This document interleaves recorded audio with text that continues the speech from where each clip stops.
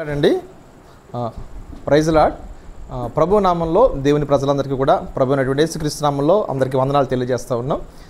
దేవుని యొక్క మహాకృపను బట్టి మనం ప్రార్థించిన రీతిగా అలాగే ప్రకటించిన రీతిగా మనము విజయవాడ వరద బాధితులకు కొంచెం మన తరపున అలాగే సహాయం చేయాలని ఆశించినప్పుడు నీలింగ్ ప్రేయర్ ఫెలోషిప్ నందమూరి వారి తరపున అలాగే క్రైస్ట్ హోలీ సోల్జర్స్ మినిస్ట్రీ తరపున ఈ విషయాన్ని తెలియజేసినప్పుడు అనేక మంది స్పందించి ఆపదలో ఉన్నటువంటి వారికి సహాయం చేయాలని వారు దాతృత్వం ముందుకొచ్చారు. సో ఈ యొక్క కార్యక్రమంలో వారి కొరకు నిత్యావసర వస్తువులు మనం సమకూర్చడానికి దేవుడు ఎంతగానో సహాయం చేశాడు. దాన్ని బట్టి దేవుని నామానికి మహిమ కలుగును గాక.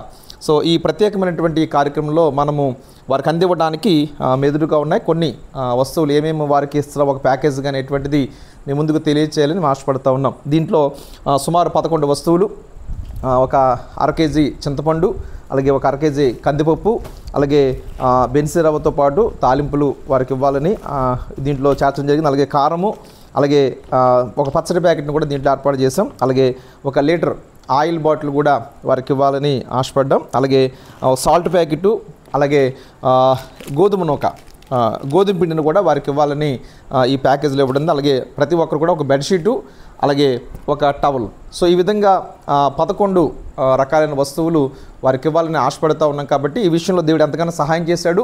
సో గుప్పిలి విప్పినటువంటి ప్రతి ఒక్కరికి కూడా నీలింగ్ ప్రేయర్ ఫెలోషిప్ వారి నందమూరి తరపున అలాగే క్రైస్ట్ హోలీ సోల్జర్స్ మినిస్ట్రీ తరపున వారికి ప్రత్యేకంగా ప్రతి ఒక్కరికి ధన్యవాదాలు తెలియజేస్తూ అలాగే మరి వీటిని అన్నింటిని కూడా తీసుకెళ్ళడం జరుగుతుంది. కాబట్టి వారికి ఇచ్చేటప్పుడు దేవుని సహాయం కొరకు, ప్రయాణంలో దేవుని సహాయం కొరకు ప్రార్థించాలని మరి తెలియజేస్తూ ఉన్నాం. దేవుడు మిమ్మల్ని దీవించుగాక. ఆమెన్.